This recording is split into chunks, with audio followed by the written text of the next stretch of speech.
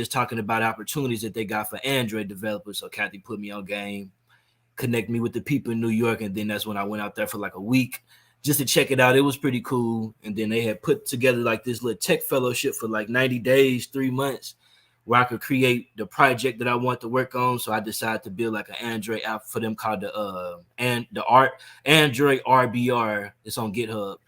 The report back reviewer is really just like a app for like the employees or board members to check the inbox of the company's messages basically on Android. So you could think about it like a Gmail, but just for the company messages in a sense.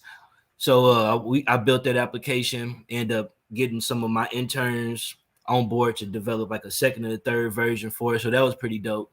And out there, man, they had put me in connection with a lot of big companies from Google, Spotify, Touchlab. Touchlab is a mobile app development company that had built the Android application for the Major League Baseball, for that Minions movie.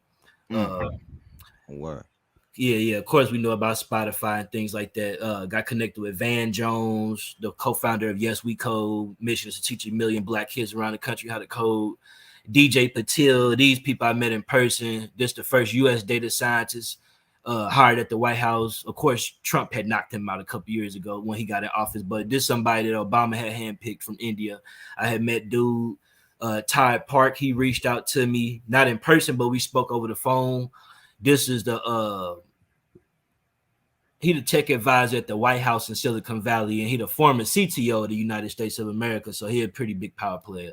So yeah, man, it was a gang of dope people I met out there in New York, and getting invited to like Android meetups, developer meetups, 200-300 just straight hackers, all nerds.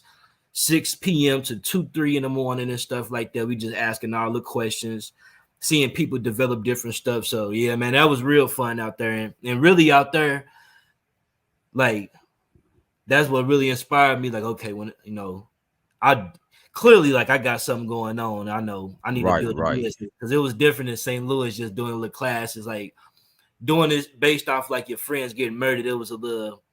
It had some type of like sadness to it, even though I was making it positive. But out there, it was just a whole different reality. So when I came back, I'm like, I can't let that fire go out. I got to keep going. And so I can really say, like, since I went to New York and came back, that's what really put me on it. But I was on it 2 years prior to going to New York. That's what made them hear about me in the first place. Right. Yeah. And then I can only imagine, you going from a big step, from making virtual funerals and obituaries to now you meeting all these big names, connecting with these big name companies. Like, was you in a way overwhelmed from all this success? Yeah. Because when I went to New York, like all that stuff, my 2014, all the first classes, 2015, all that, because I had went out to New York in December for 1 week first. Then I went back in 2015 from March to what was that? March, April, May. So yeah, I had came back around like June. So what happened? Yeah, it was deep, bro, because I was like in the car at the time, little messed up. Mom, she ain't had a crib and things like that. So it's like in that car and stuff, just 2-3 in the morning, just up on the computer trying to figure it out. You got geekers around the car trying to open the door and stuff like that. I'm in there. I ain't just trying to go too ham, because it's like I just got this contract that got some nice little figures on it, but I'm in the car right now. So it's like, and then at the time, even though I was fresh as a shorty, my mama had me right just in my early 20s. I kind of had to figure out like, all right, this is how I'm finna do it for myself. So it's like, I'm in the car, like I got like, the clothes I had on was like stuff that the army was donating to homeless people. So like just the boots, the jackets was hella, it was like, I wasn't focused on it, even though my hygiene was up. But like, yeah, man, it was deep. But I just remember when that first check had came through the email, like for 10 grand. And bro, at the time, like I was one of them people who was like, I was actually, even though I was like always on my little volunteer stuff, but that's like trying to help the people. Back in my regular, like, my life ain't nothing type of stuff. Who am I? I'm 24 years older. My life is done. Everybody doing great things. That's how I thought. I was cool with having like $20 or $30 for the whole week. Or even $50, you know what I'm saying? $20 on something to smoke, $30 on some rice or something like that. I wasn't not focusing on nothing. So when I seen it like that, I'm volunteering doing free classes for Connections to Success. I ain't really trying to raise no stuff. So I'm like, dang, 10. There's not me charging nobody or nothing like that. So that's just what they be saying. You got to give to receive, because a lot of people I helped out for free and was just teaching. Like, God definitely had pulled the blessings back. And the people I was helping wasn't like no greedy folks or nothing. So when I had got my blessings, it wasn't like everybody was trying to pull me down and stuff like that.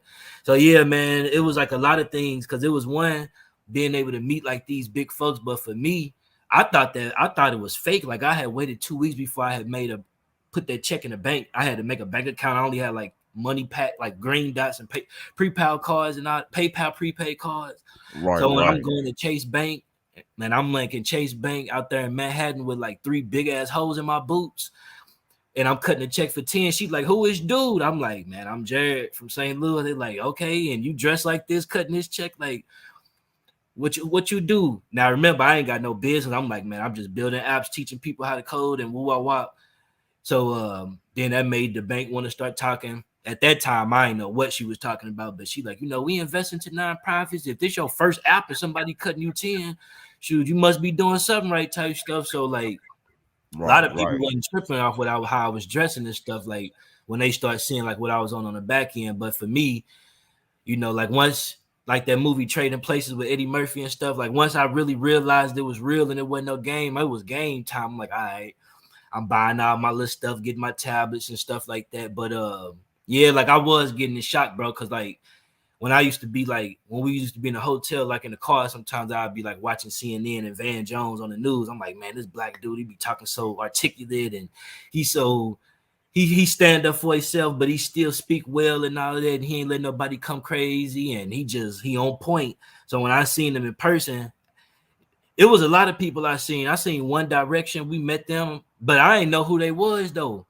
Right, Uh, right. until like I came back to St. Louis and seen them just blow up. I'm like, damn. But like my homie it was just a lot of people in different places. But when I seen Van Jones, I knew who he was. So I'm like, man, Right, yeah, that's Van Jones, right. yeah. I'm like, man, I need to try to get him connect with my mama or something like that. So like, I'm thinking I got a name or something. I ain't got no name. You know how Eminem was on 8 Mile when he was in the bathroom looking in the mirror, he was like nervous. That's what I Uh-huh. did. I went in the cafeteria because he in the cafeteria looking at his phone where I was working there. So I walked in there. I'm like, oh man, there he go. He got the suit on, head shining, and everything like on CNN. So I walk Right, in, right. I walk in the cafeteria. I'm thinking he finna be like, oh, what's up, Jared? You know, what? He just looking on his phone. I'm like, dang, I ain't nobody out here. I go straight to the bathroom. I'm all in the mirror, like acting like Eminem. Like, come on, boy, you was just in the car. Get your little confidence up. But when I came outside the bathroom, I was gonna say something. But my partner, she looked at me. She knew him and stuff. Hey, Van, let me introduce my friend Jared. She get to talking and stuff like that. And then he hit it right off the rip. He started telling me about Yes We Code. I'm like, I'm already hip on your organization. He like, can we help him teach like, I think like 10 or 100,000 kids, something like that. I think it like 10K out the 10 or 100K out there he was trying to hit. I was like, yeah. So he was telling me that he was gonna throw me a little play.